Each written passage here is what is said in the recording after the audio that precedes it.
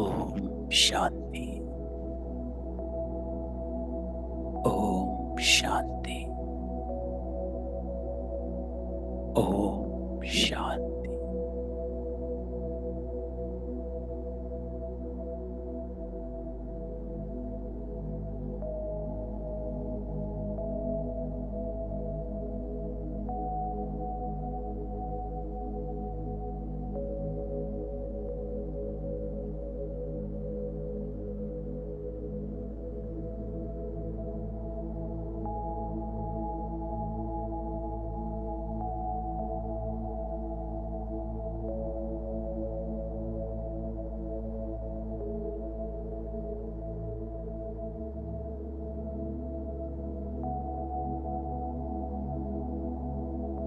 मैं आत्मा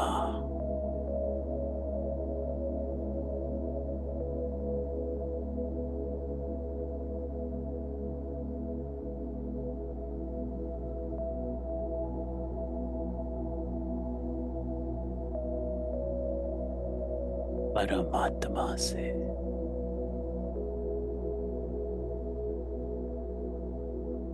मिल रही हूँ।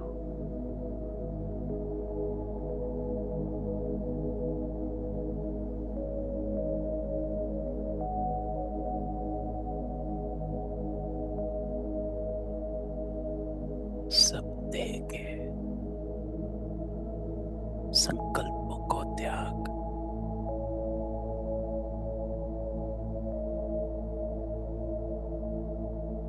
हर बात से परे हो जाओ।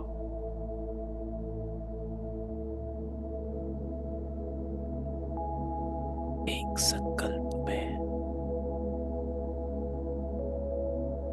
मन एकाग्र कर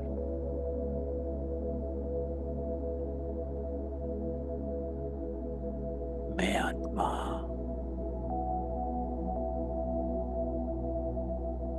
परमात्मा से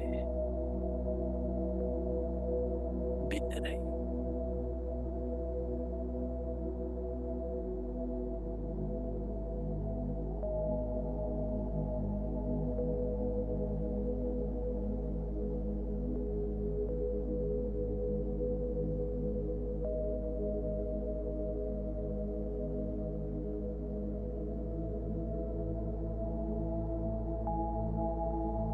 बाकी ड्रिल में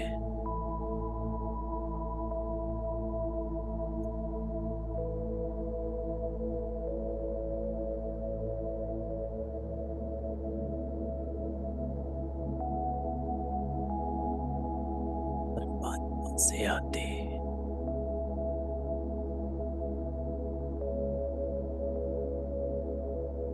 उन वाइब्रेशंस को अपने प्रति अनुभव करो।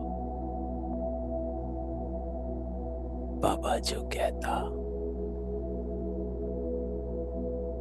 उस स्वरूप में स्थित हो जाओ।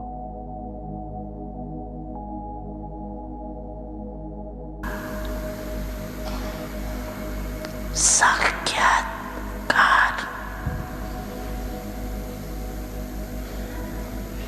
स्वयं भी करो और कराओ।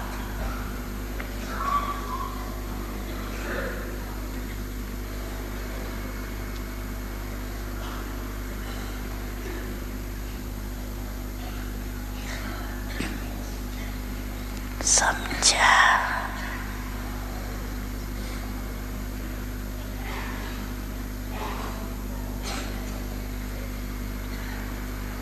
देव रूप में साक्षात अनुभव होंगे।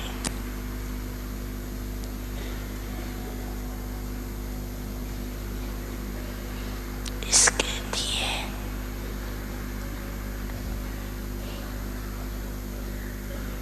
यही जो आज सुनाया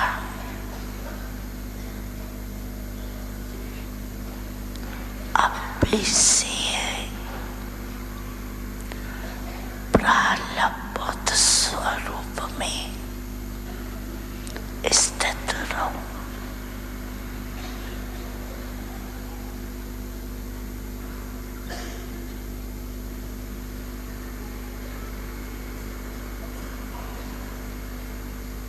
छोड़ो छोटी छोटी बातों को। अब ऊंचे जाओ।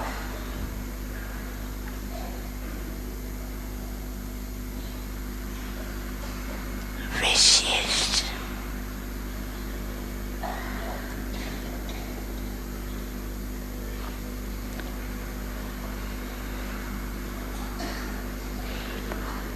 प्रलब्ध स्वरूप का साक्षात्कार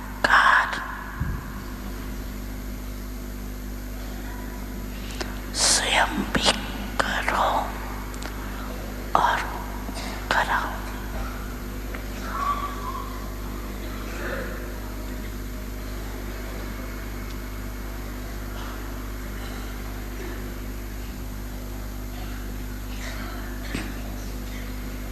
समझा?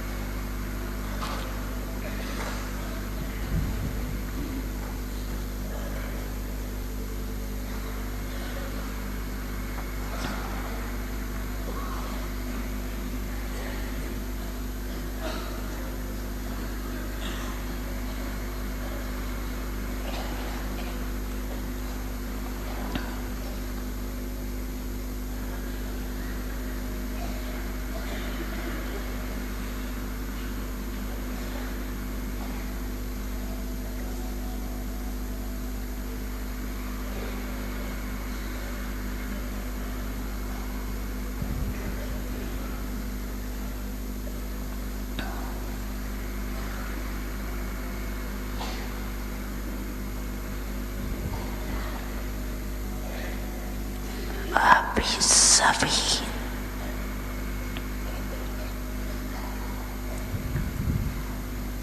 अपने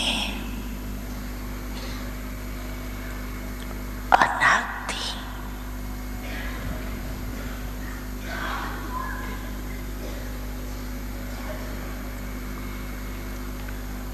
स्वरूप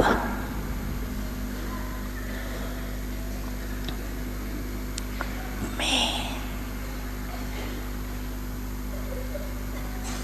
एक सेकंड में स्थित हो सकते हो।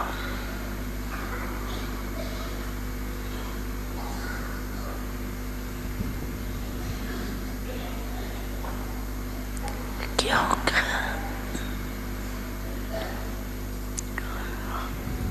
अंत में एक सेकंड की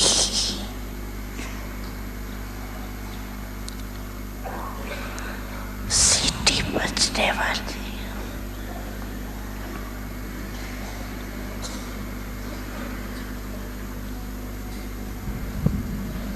तो अभी से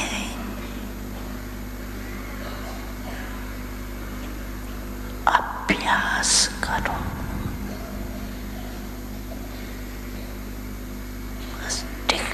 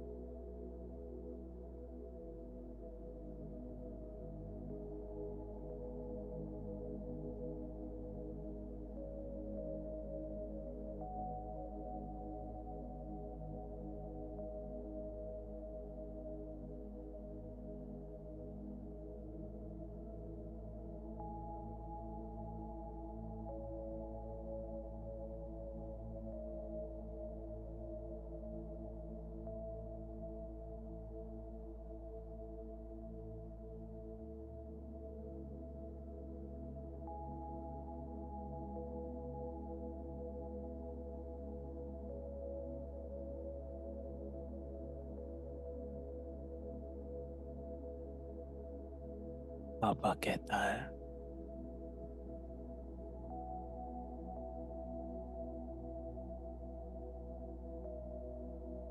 छोड़ो छोटी छोटी बातों को,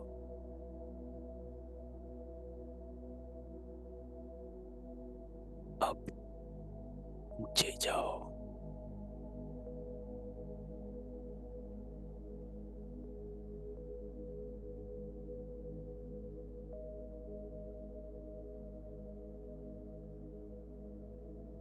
बस टिक जाओ।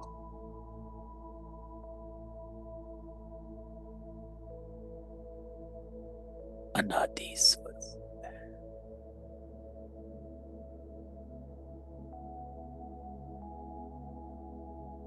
अनादि स्वरूप,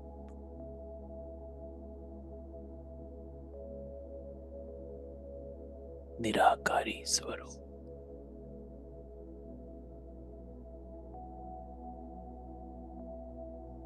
निराधार स्वरूप,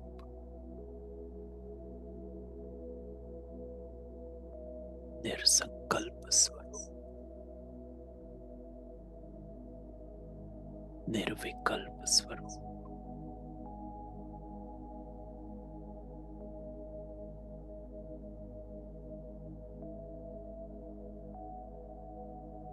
निर्विकारी स्वरूप,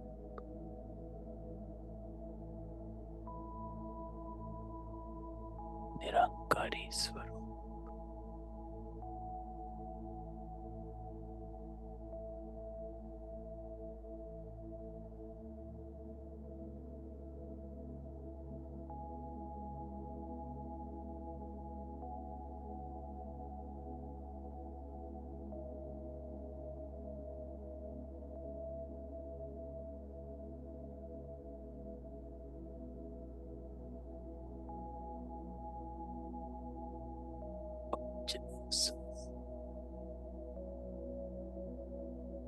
निज स्वरूप,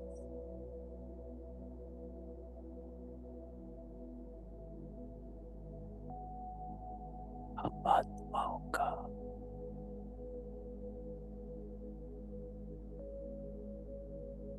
पहला स्वरूप,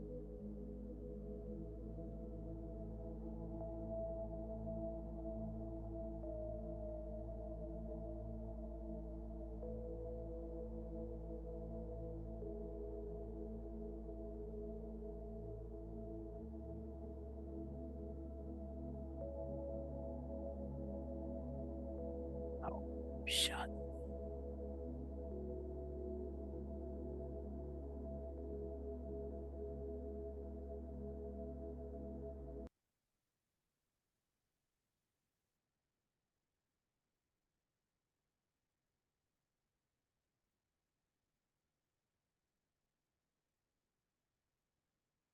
बाबा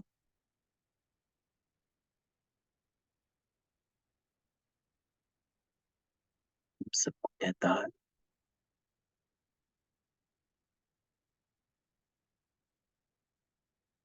कि प्रारब्ध स्वरूप में स्थित रहो, छोड़ो छोटी छोटी बातों को, अब ऊंचे जाओ। ये जो बाबा ने कहा, छोड़ो छोटी छोटी बातों को, अब ऊंचे जाओ।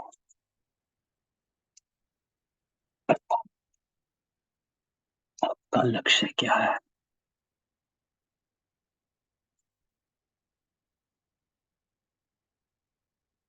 सतो प्रधान बनना है। देवी देवता आत्माएं हैं, सतयुगी आत्माएं।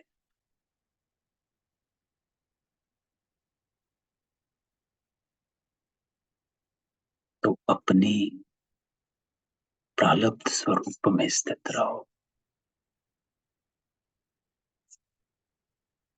स्वयं भी करो और कराओ।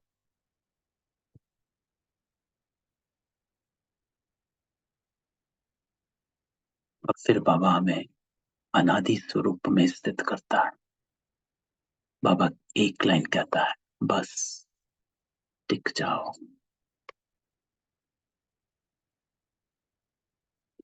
तो पावरफुल बाबा की ड्रिल और बाबा के शब्द,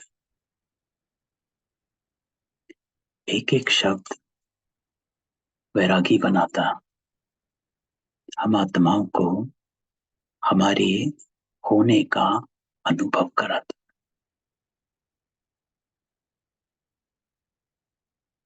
लेकिन ये सब निश्चय की बात है। और नशा, तो ये संडे की बाबा की मुरली पावरफुल मुरली है। इसमें बाबा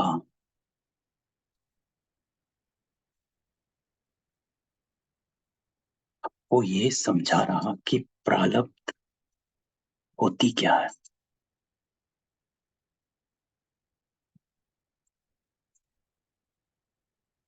कि कैसे हम इस युग में, इस जीवन में अभी इस प्रारब्ध का अनुभव कर सकते हैं।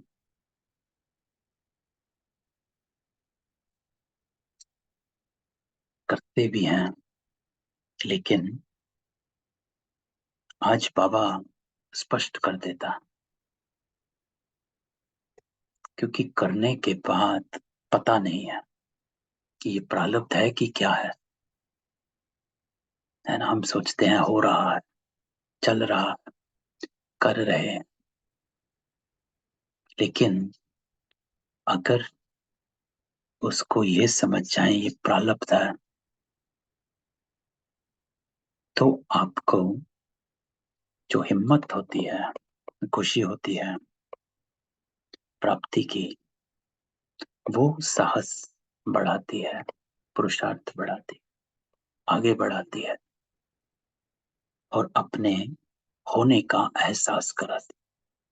तो इसलिए आज बाबा इसको अनुभव कराता है। तो सुनते हैं बाबा के शब्दों में। मुरली लंबी है, आज पूरी नहीं हुई तो कल खत्म करेंगे। तो बाबा कहता है, आज भाग्य विधाता बाबा अपने श्रेष्ठ भाग्यवान बच्चों को देख रहा,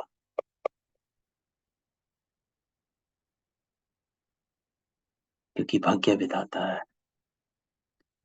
भाग्य विधाता क्यों है बाबा? क्योंकि वो विधि बताता है भाग्य बनाने की, इसलिए उसे भाग्य विधाता कहा जाता है। 3 शब्द बाबा के उसमें यूज होते हैं, दाता, विधाता, वरदाता, तीनों अलग अलग।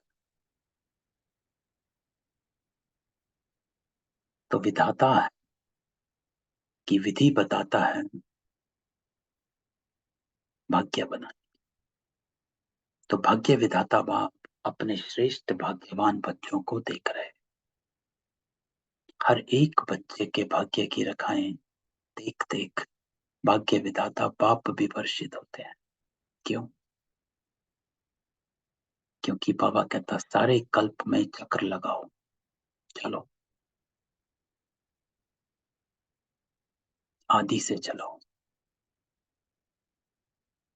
ब्राह्मण से शुरू हो जाओ, सतयुग में जाओ, त्रेता में जाओ, सारे कल्प में चक्कर लगाओ, तो आप जैसा श्रेष्ठ भाग्य है किसी धर्म आत्मा, महान आत्मा, राज्य अधिकारी आत्मा, किसी का भी इतना बड़ा भाग्य नहीं जितना आप संगमयुगी श्रेष्ठ आत्माओं का है। अब ऐसे बाबा हमको देखता है कि ये भाग्यवान है, देखो कौन बैठे हैं। लेकिन बाबा कहता है कि आपको नजर आता है, मस्तक से अपने भाग्य की रेखाओं को देखते हो, है ना। हमें वो नजर नहीं आ रहा, हमें हम साधारण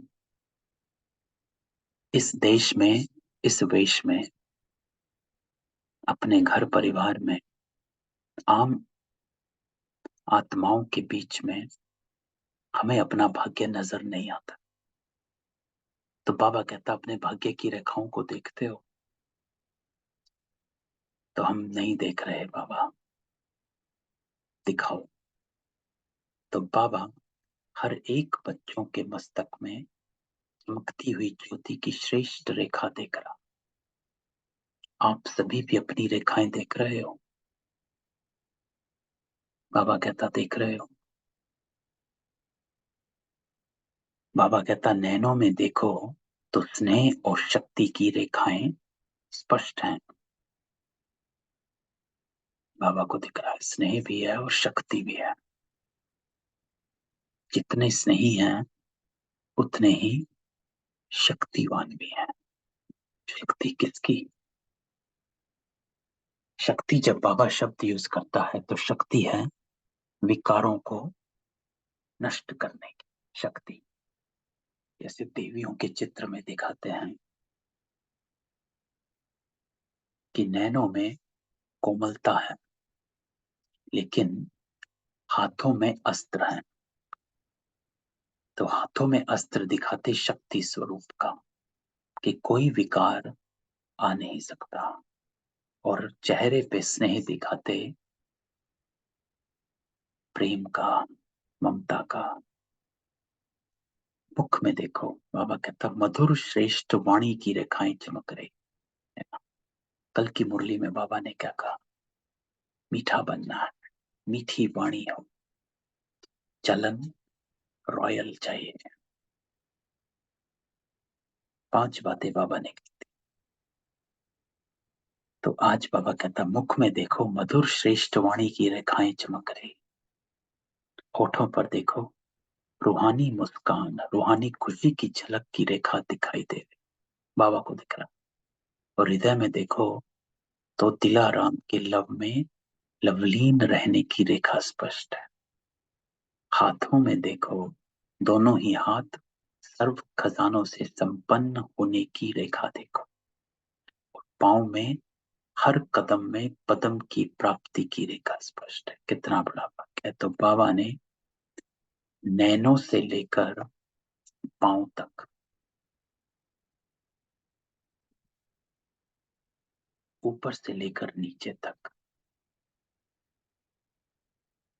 नैनों में स्नेह और शक्ति, मुख में श्रेष्ठ वाणी, होठों पर रूहानी मुस्कान, रूहानी खुशी, दिल में दिलाराम के लब में लबरीन, हाथों में खजाने और पांव में कदम पद्मों की कमाई। तो बाबा कहता कितना बड़ा भाग्य है। लेकिन हमें स्पष्ट नजर नहीं आ रहा। तो बाबा क्या कहता है? तो भाग्य विधाता बाप ने हर एक बच्चे को पुरुषार्थ से, श्रेष्ठ कर्मों की कलम से ये सब रेखाएं खींचने की खुली दिल से छुट्टी दे दी।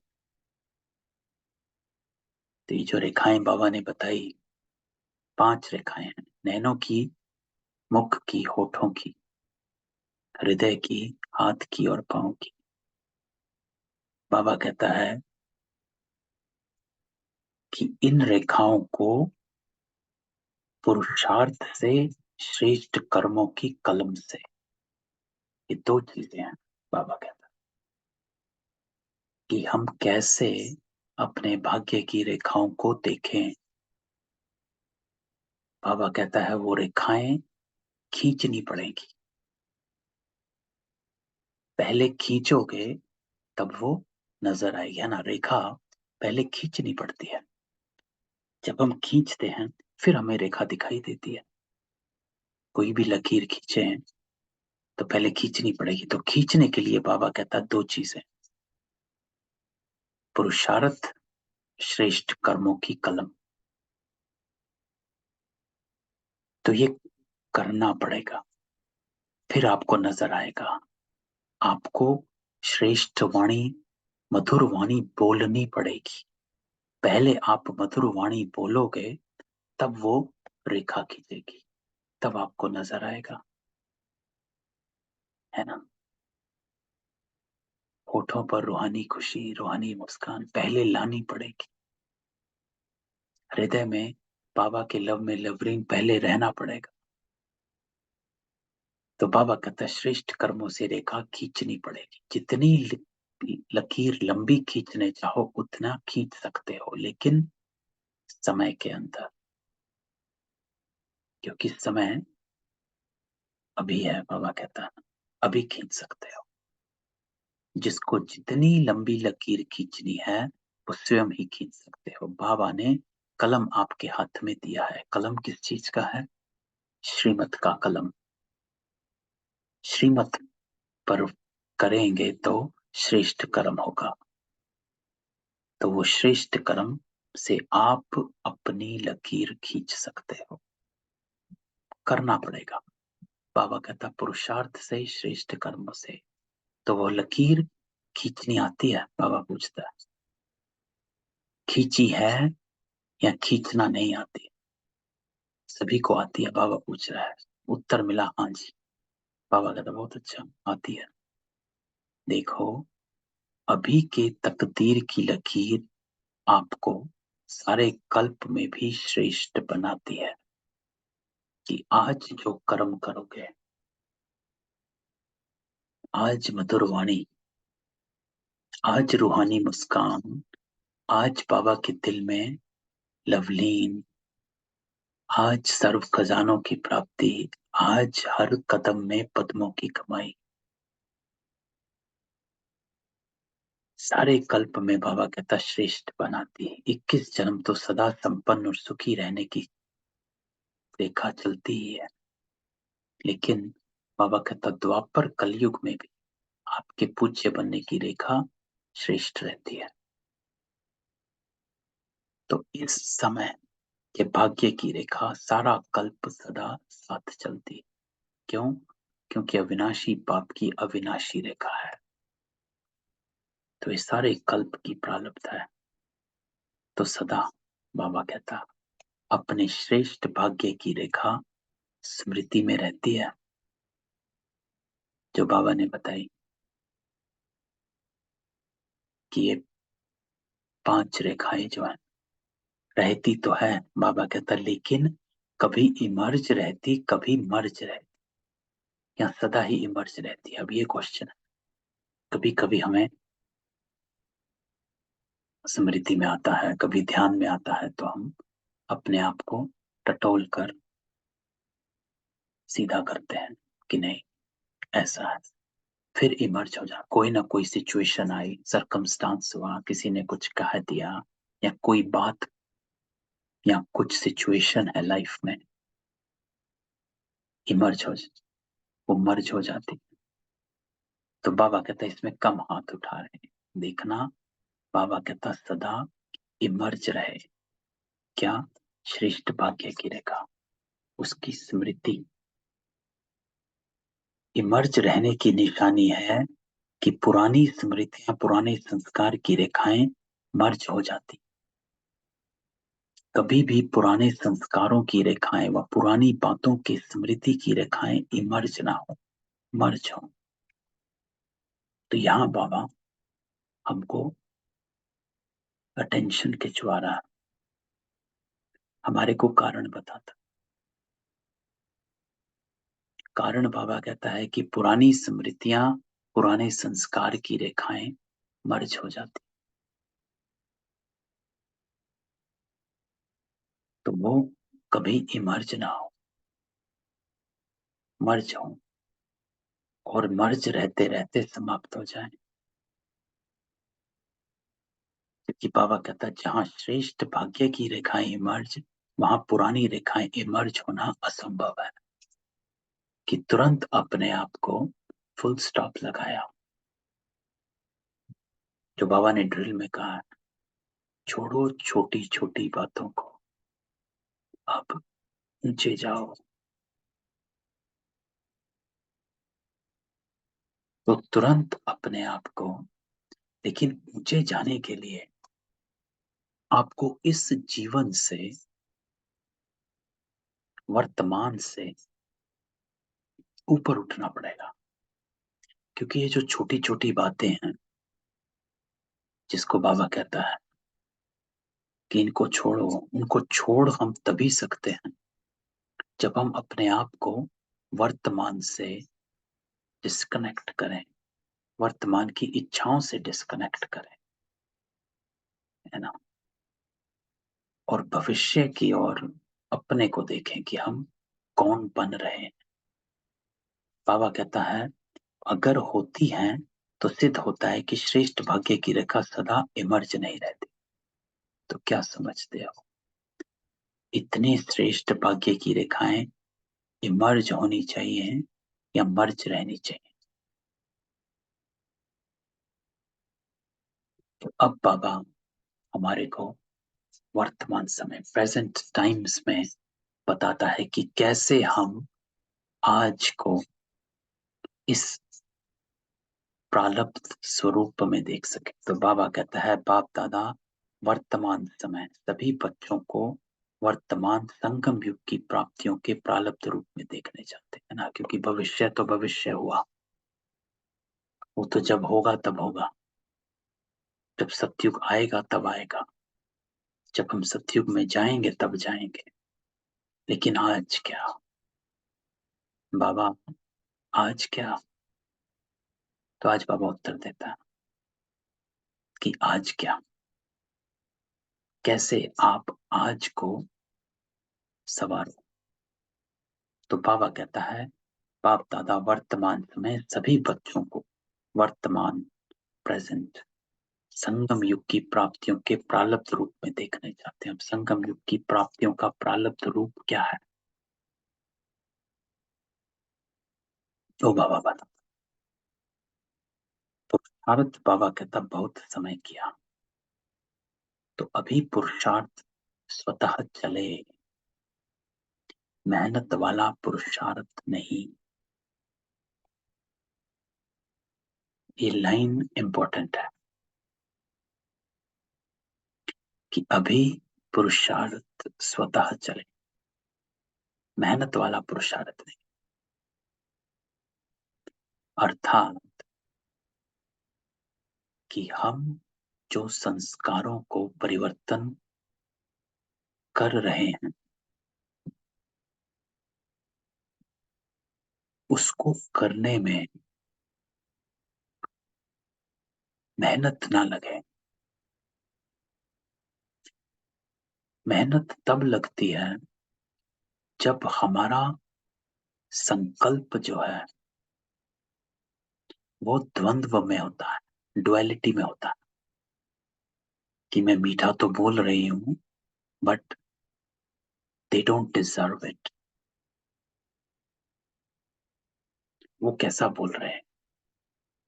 ये है मेहनत वाला पुरुषार्थ, डुअलिटी का पुरुषार्थ, द्वंद्व का पुरुषार्थ, कि आप कर रहे हो लेकिन आप मेहनत से कर रहे हैं। पुरुषार्थ स्वतः चले का अर्थ है कि doesn't matter what's going on outside, बाहर में क्या चल रहा है, कौन चल रहा है, लेकिन आपका अपना फिक्स है, मुझे क्या करना। जब आप अपने चलन को, स्वभाव को, संस्कारों को अपने कंट्रोल में रखते हो कि जौन सा संस्कार, जौन सा चलन, जौन सा स्वभाव जिस समय लाना है तब आए, वो कंट्रोल आपके हाथ में है, तो कहा जाता पुरुषार्थ स्वतः चल रहा। कभी अंदर कभी बाहर हुए तो मेहनत हो जाती है। तो बाबा कहता कि स्टेज ये है, संगम युग की प्राप्तियों के प्रारब्ध की पहली ये है कि पुरुषार्थ स्वतः चले। यू शुडंट फील कि शुड आई बी स्वीट या मैं कुछ और कहूं, शुड आई बी क्वाइट या मैं कुछ कहूं। जिस तरह से हमारा खाना नेचुरल हो गया है, वैसे ही बाबा कहता अपना स्वभाव भी नेचुरल कर। जैसे हमको खाने में सोचना भी नहीं पड़ता कि प्याज लहसुन खाएं कि नहीं खाएं। There is no question in the mind, it doesn't even come, आता भी नहीं है कि क्यों नहीं खा रहे, या आज खा लेते हैं, या अभी कर लेते हैं। वैसे ही हमारा स्वभाव भी हो जाए कि we shouldn't have to question ourselves, should I be sweet, मीठा होना है या नहीं होना है, नेचुरल हो जाए। क्या अंत तक बाबा कहता पुरुषार्थ की मेहनत करते रहेंगे तो संगम युग के प्राप्तियों की प्रारब्ध का अनुभव अब नहीं करेंगे तो कब करेंगे? तो ये संगम युग की प्राप्तियों की प्रारब्ध है कि आपका पुरुषार्थ स्वतः चल रहा, कोई का प्रभाव हमारे स्वभाव को परिवर्तन नहीं कर पा रहा। ये प्रारब्ध है, नेचुरल चल रहा है। इंपॉर्टेंट बात है। बाबा कहता भविष्य की प्रारब्ध अलग चीज है ना, ये तो अलग है, हम भी जानते हैं। हम अभी भी बाबा से कहते हैं कि बाबा भविष्य तो पता नहीं कब आएगा, सत्युग तो पता नहीं कब आएगा, जब आएगा तब आएगा। आज आज का क्या? तो आज बाबा कहता है आज का ये कि अपने पुरुषार्थ को स्वतः चला। वो तो बाबा कहता आपकी इस पुरुषार्थ के प्रारब्ध की परछाई है। कौन? भविष्य है।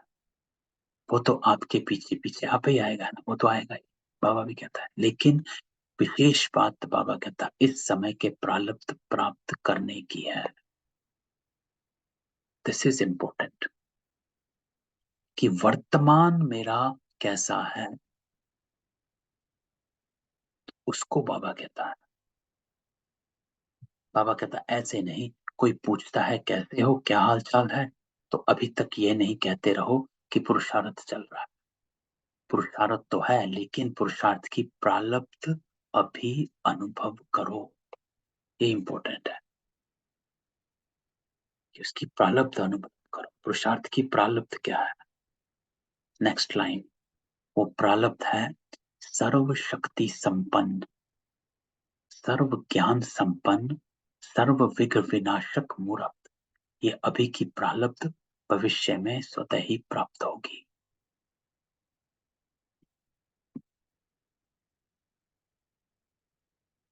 तो पुरुषार्थ की प्रारब्ध क्या है? सर्व शक्ति संपन्न, अर्थात कोई भी माया का विकार आता है तो वी डजंट इवन फील कि माया आई कि नहीं आई या क्या हो रहा है। आपका पुरुषार्थ स्वतः चल रहा है, आप विघ्न विनाशक हुए हुए हो।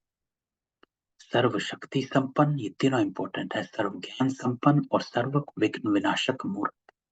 ये तीनों साथ साथ चलते हैं। ज्ञान चाहिए क्या करना है क्या नहीं करना है, टू अंडरस्टैंड सिचुएशन, कि हमारे सामने जो सिचुएशन आ रही है या चल रही है उसको हम ज्ञान के आईने में, दर्पण में देखें। क्योंकि अगर हम ज्ञान के दर्पण से नहीं देखते तो हम अंधियारे में भटक जाते हैं। कल की मुरली में बाबा की पहली लाइन थी कि बुद्धि का भटकना बंद करो।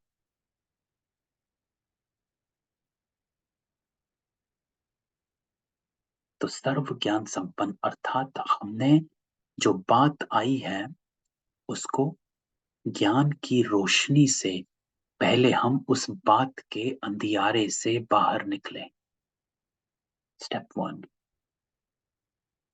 स्टेप टू, जब हम बाहर निकले तो अब हमें शक्ति चाहिए कि हम वापस भंवर में जाए नहीं। समाने की, समेटने की, संकीर्ण की कौन सी भी शक्ति चाहिए, सहन की। तो दूसरा स्टेप 2 उस शक्ति का, और फिर सर्व विघ्न विनाशक, आप ही विघ्न विनाशक मूर्त बन गए कि कोई विघ्न आया। विघ्न विनाशक जो होता है वो ये होता है कि विघ्न आया और गया, आपको पता भी नहीं चला, उसको कहा जाता विघ्न विनाशक। कि विघ्न आने से पहले ही टल गया। टलना ये नहीं कि सिचुएशन खत्म हो जाएगी, सिचुएशन कभी खत्म नहीं होती है। बाबा कहता है सिचुएशन खत्म नहीं होगी,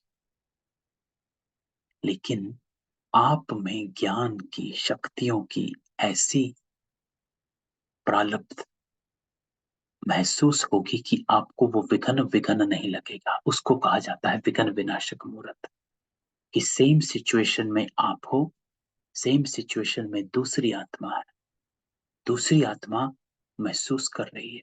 आप विघ्न में हो, सेम में हो, लेकिन आपको अनुभव ही नहीं हो रहा कि मैं विघ्न में हूं, मौज में हूं। एक ही कश्ती में आप हो, वो भी है, डूब रही है। आपकी सिचुएशन, आपकी स्थिति अलग है, उसकी अलग है। इसको कहा जाता विघ्न विनाशक मूर्त। तो ये अभी की प्रारब्ध है, इसको प्राप्त करो, बाबा कहता है। इसको कहा जाता है संगम युग की प्राप्तियों की प्रारब्ध का अनुभव करना। कि आप उस सेम सिचुएशन में अपने को लाइट रखते हो।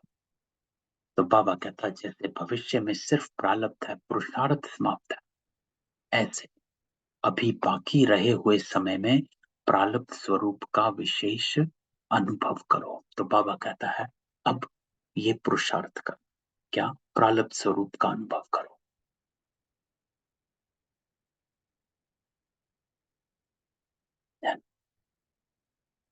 प्रारब्ध स्वरूप का अनुभव करो, पुरुषार्थ स्वतः चले।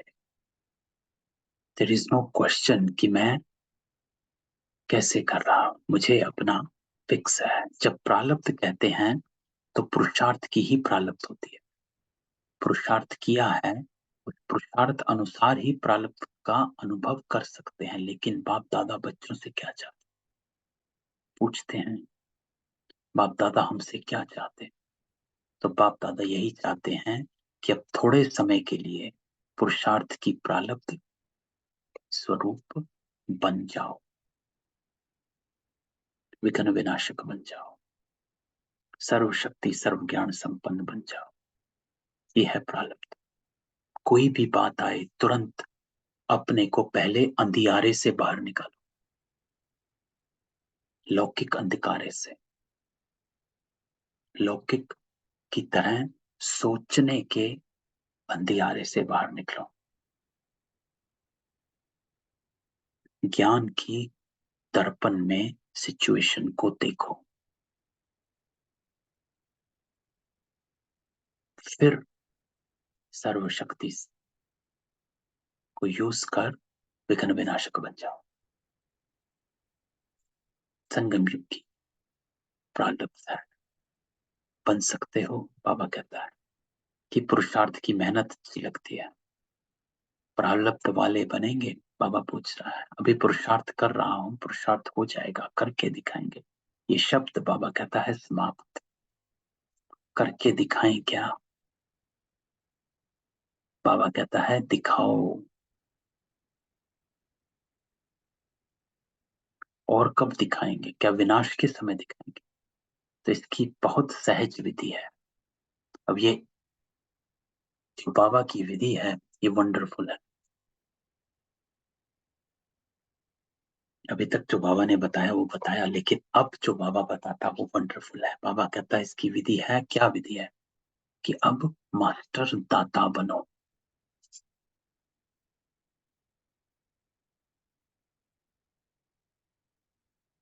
इस स्मृति को हमेशा बाबा कहता है इमर्ज रखो। बाबा से लिया है और लेते भी रहो, लेकिन आत्माओं से लेने की भावना नहीं रखो। इंपॉर्टेंट है। आत्माओं से लेने की भावना नहीं रखो, तब आपका पुरुषार्थ स्वतः चलेगा, तब आप विघ्न विनाशक बन जाएंगे, तब आप सर्व ज्ञान संपन्न, सर्व शक्ति संपन्न आप ही बन जाएंगे। क्योंकि जब तक लेने की इच्छा है तब तक बाबा कहता है दाता नहीं बन। ये कर लें तो ऐसा हो, ये बदलें तो मैं बदलूं, ये लेने की भावना है। ऐसा हो तो ऐसा हो, ये भी लेने की बात है, इच्छाएं।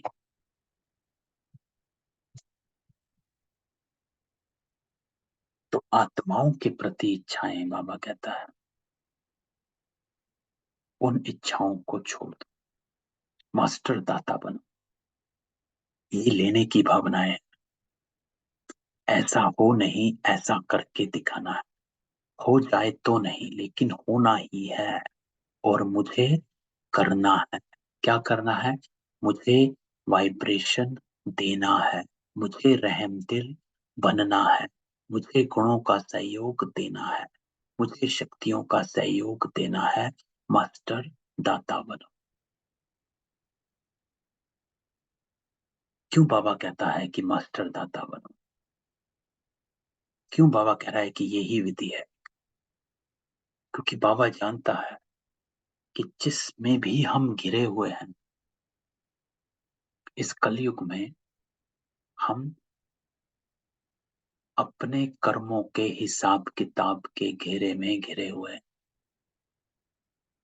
और उस कर्मों के हिसाब किताब के घेरे में जो भी बातें होती रहती हैं, ये उसी का रिटर्न आया जा रहा है।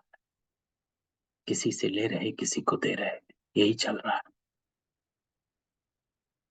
है ना? कि कहाँ हमारा हिसाब किताब बनता है, कहाँ समाप्त हो रहा होता है। क्योंकि हमारा ये हिसाब किताब का टाइम है, जिसको बाबा कहता है क्यामत का समय, सेटलमेंट का समय। तो इस क्यामत के समय में ये जो सिचुएशंस जितनी भी हमारे सामने आती हैं, कोई भी है, चाहे अपने बच्चों से है, चाहे बाहर वाले से है, चाहे परिवार से है, चाहे संबंधियों से है, रिश्तों से, सब in the circle of the कार्मिक बॉन्डेजेस। तो बाबा कहता है विधि है मास्टर दाता बनो, अर्थात किसी भी आत्मा से लेने की भावना नहीं रखो। लेना क्या? कुछ लेना स्थूल नहीं, लेकिन ये कर लें तो ऐसा हो कि वो ऐसा करें, ये बदलें, वो अच्छा बोलें तो मैं भी अच्छा बोलूं, वो मेरे साथ ये ना करें, ये ना करे, ऐसा हो तो ऐसा हो। नहीं, बाबा कहते लेने की भाव, ऐसा हो नहीं, ऐसा करके दिखाना है। हो जाए तो नहीं, लेकिन होना ही है और मुझे करना है। तो बाबा कहता है आपको क्या करना है? मास्टर दाता अर्थात मुझे वाइब्रेशन देना है। मास्टर दाता अर्थात मुझे रहमदिल बनना है। मास्टर दाता अर्थात मुझे गुणों का सहयोग देना है। मास्टर दाता अर्थात मुझे शक्तियों का सहयोग देना है। मास्टर दाता बनो। वो अवगुण में है, लेकिन आप तो गुणों में हो। बाबा कहता आपके पास तो सत्युग की प्रारब्ध है, उनके पास नहीं है। तो अपने प्रारब्ध के स्वरूप बन जाओ, इसको बाबा कहता है। प्रारब्ध के स्वरूप बन जाओ। अगर लेना है तो एक बाप से लो। बाबा के साथ बैठ और अपने गुणों को इमर्ज करो। अगर और आत्माओं से भी मिलता है तो बाबा का दिया हुआ ही मिलेगा। बाबा कहता है तो दाता बन, फ्राक दिल बनो, देते रहो। ये विधि है। अगर विघ्न विनाशक बनना है तो बाबा कहता है ये विधि है। संगम युग की प्राप्तियों की प्रारब्ध का अनुभव करना है तो यही विधि है। देने आता है या सिर्फ बाबा कहता लेने आता? अब तो जमा किया है वह दो। आपस में ब्राह्मण आत्माएं भी मास्टर दाता बनो। और दे तो मैं दूं नहीं, बाबा कहता है मुझे देना है। खजाना है आपके पास, भरपूर है। बाबा कहता है गुणों से भरपूर है, शक्तियों से भरपूर है तो देते क्यों नहीं हो? अपने लिए छिपा कर रखा है क्या? तो बाबा कहता है जब खजानों से भरपूर हो तो देते जाओ। खजाना भरपूर तब होगा जब आप देना शुरू कर देंगे। खजाने को भरने की देर मत करो, क्योंकि लेना, बाबा ने कहा लेना है तो एक बाप से लो। तो आपने किसी आत्मा को कुछ देना है तो बाबा से लेकर दे, आपका खजाना आप ही भरपूर हो जाएगा। ये क्यों करता है, ये क्यों कहता है, ये सोच नहीं करो। रहम दिल बन, अपने गुणों का, अपनी शक्तियों का सहयोग दो। इसको कहा जाता है मास्टर दाता। इसको कहा जाता है संगम युग के प्रारब्ध की प्राप्ति स्वरूप। बस यही बात बाबा कहता इमर्ज रखो कि मुझे मास्टर दाता बन देना है। किसी भी आत्माओं से बाबा कहता कुछ मिलेगा भी नहीं, मिलेगा भी तो भी बाबा का ही दिया हुआ है। तो क्यों ना गो टू द सोर्स।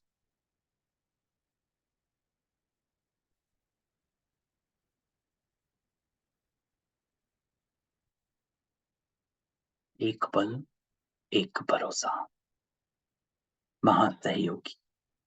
सहयोगी भी नहीं, बाबा कहता महासहयोगी बनो, महादाता बनो। तो समझा बाप दादा क्या चाहते हैं। तो इस पूरे पैरा में बाबा ने हम सबको विधि बताई कि कैसे हम संगम युग वर्तमान समय में प्राप्ति के अनुभव कर सकते।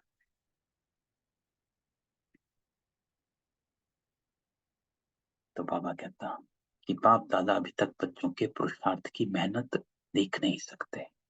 डायमंड जुबली बाबा कहता समाप्त हुई और डायमंड अभी तक बेदाग बनने के पुरुषार्थ में लगे हुए हैं। डायमंड जुबली अर्थात हर ब्राह्मण आत्मा डायमंड की तरह चमकता रहे। आप सोचेंगे बाबा कहता कि डायमंड जुबली हमारी तो थी नहीं, वो तो दादियों की हुई। आपकी हुई या दादियों की हुई, किसकी हुई? तो बाबा कहता है यज्ञ के स्थापन के कार्य की डायमंड जुबली, सिर्फ दादियों की नहीं, स्थापना के कार्य की डायमंड जुबली। तो यहाँ बाबा राज बताता है कि तो आप सभी, चाहे 2 साल के, चाहे 12 के, चाहे 50 के, लेकिन स्थापना के कार्य के निमित्त तो हो या नहीं हो, निमित्त हो। ब्राह्मण माना ही ब्रह्मा बाप के साथ स्थापना के कार्य के निमित्त आत्मा, वही ब्रह्मा कुमार कुमारी कहला सकते हैं। तो ब्रह्मा कुमार कुमारी सभी हो या पुरुषार्थी कुमार कुमारी, क्या हो? ब्रह्मा कुमार कुमारी अर्थात जन्म लिया और ब्रह्मा बाप के साथ ही स्थापना के निमित्त आत्मा बने। तो बाबा कहता है ये ना सोचो हम आ जाए, आप तभी आपका जन्म हो गया था। जैसे शिव बाबा कहते हैं कि अवतरण, जब शिव जयंती है तो हम बच्चों की भी जयंती है। क्यों? क्योंकि जब बाबा आता है तो हम सबका आह्वान होता है, लेकिन हम अपने अपने समय पर इमर्ज होते हैं। लेकिन जन्म हमारा शिव बाबा के आने के समय हो गया था, लेकिन ड्रामा में हमारा पार्ट जब इमर्ज होना है तब हम इमर्ज हो गए। तो बाबा कहता कि ऐसे नहीं सोचना कि हम तो अभी नए हैं, हम तो अभी छोटे हैं, लेकिन समय के अनुसार जब समय समाप्ति के नजदीक है तो छोटों को, नयों को इतना ही तीव्र पुरुषार्थ करना ही है। अगर ब्राह्मण है तो बाबा कहता अगर क्षत्रिय है तो छुट्टी है, लेकिन ब्राह्मण है ब्राह्मण है तो ब्राह्मण सो देवता कहा जाता है, क्षत्रिय सो देवता नहीं कहा जाता है। ब्राह्मण सो देवता, क्षत्रिय तो पीछे है। तो ब्राह्मण आत्माओं को स्थापना के निमित्त बनना ही है ही निमित्त। इसलिए बाबा कहता मास्टर दाता बनो, दान नहीं करो लेकिन सहयोग दो। ब्राह्मण ब्राह्मण को दान नहीं करता है, बाबा कहता सहयोग दे सकता है।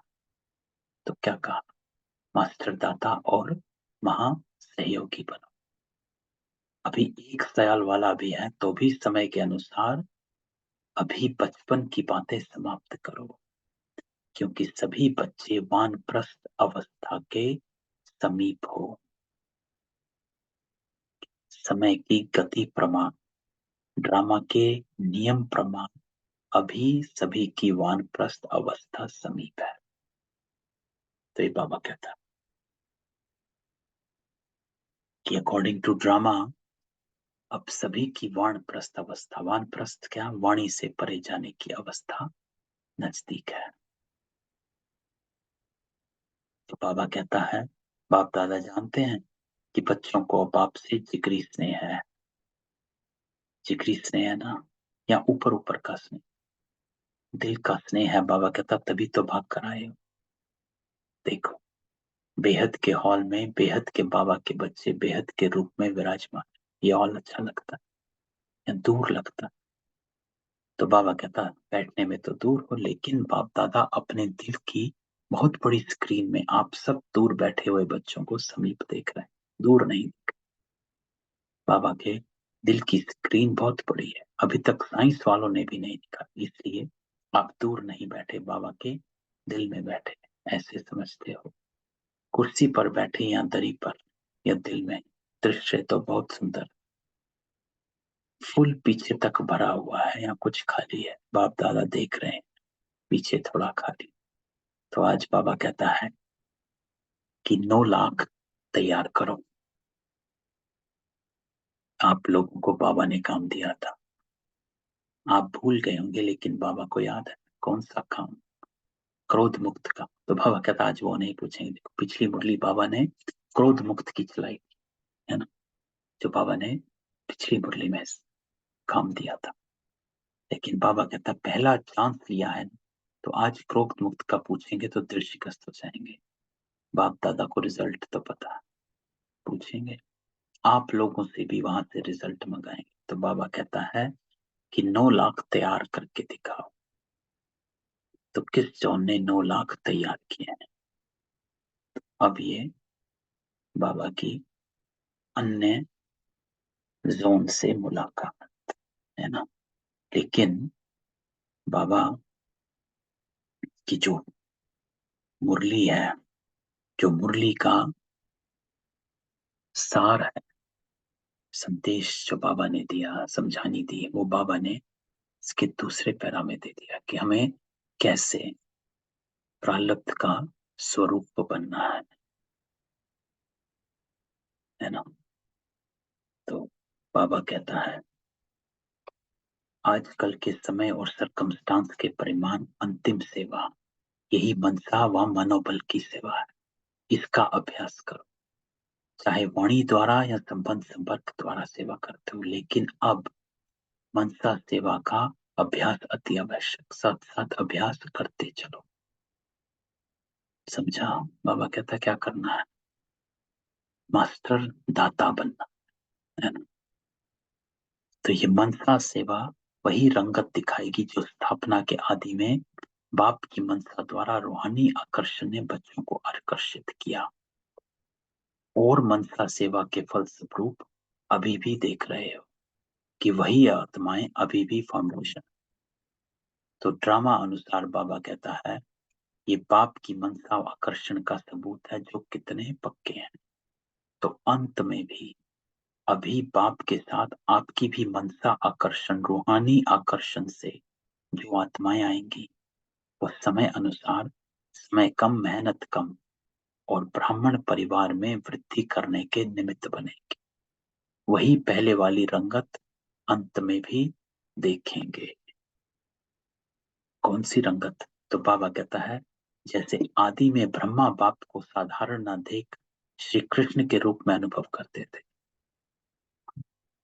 साक्षात्कार अलग चीज है, लेकिन साक्षात स्वरूप में श्री कृष्ण ही देखते, खाते पीते चलते थे, ऐसा। तो स्थापना में एक बाप ने किया, अंत में आप बच्चे भी आत्माओं के आगे साक्षात देवी देवता दिखाई देंगे। तो ऐसा बाबा कहता होना है। तो बाबा हमें हमारा स्वरूप दिखा रहा है। वो समझेंगे ही नहीं कि यह कोई साधारण है, वही पूज्यपन का प्रभाव अनुभव करेंगे। तब बाप सहित आप सभी के प्रत्यक्षता का पर्दा खुलेगा। अभी अकेले बाप को नहीं करना है, बच्चों के साथ प्रत्यक्ष होना। तो बाबा कहता, जैसे स्थापना के में ब्रह्मा के साथ विशेष ब्राह्मण भी स्थापना के निमित्त बने, ऐसे समाप्ति के समय, अब का जो समय है, अब बाबा के साथ साथ अनन्य बच्चे भी देव रूप में साक्षात अनुभव होंगे, हम सब आत्माएं। तो बाबा कहता है इसके लिए क्या करना है, अभी से प्रारब्ध स्वरूप में स्थित रहो। ये मुरली का बाबा का मेन संदेश है कि संगम युग की प्रारब्ध स्वरूप में स्थित रहो। कैसे? विघ्न विनाशक बन, कैसे? ज्ञान स्वरूप मास्टर दाता बन।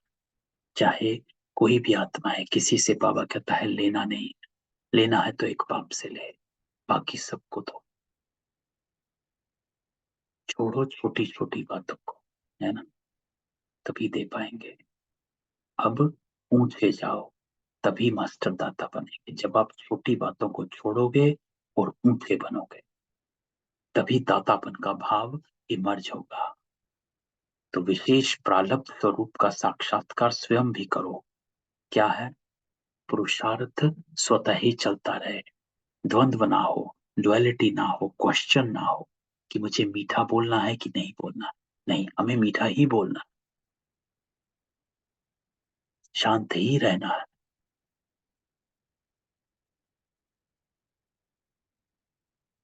है ना।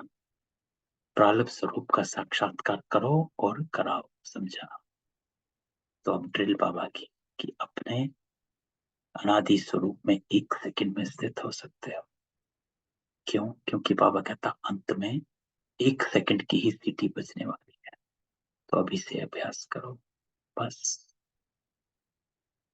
टिक जाओ।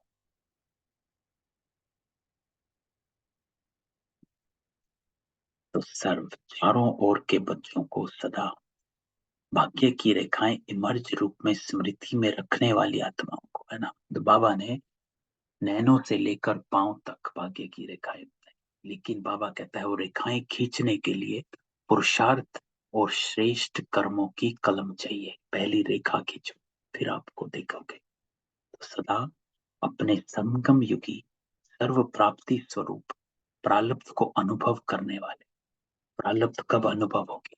जब हम पुरुषार्थ स्वतः चलेगा, तब हम सदा मास्टर दाता, महज सहयोगी आत्माओं को सदा मनसा सेवा द्वारा विश्व की आत्माओं के कल्याणकारी आत्माओं को, बाप दादा का याद प्यार और नमस्ते, विश्व की आत्माओं की कल्याणकारी आत्माएं, ये टाइटल है। तो पावरफुल मुरली है ना। इम्पोर्टेंट बात बाबा की इस पैरा में है। तो इस पैरा को एक बार फिर पढ़, ये जो नंबर 2 पैरा है, जिसमें बाबा ने विधि बताई कि संगम युग की प्राप्तियों के प्रारब्ध स्वरूप बन।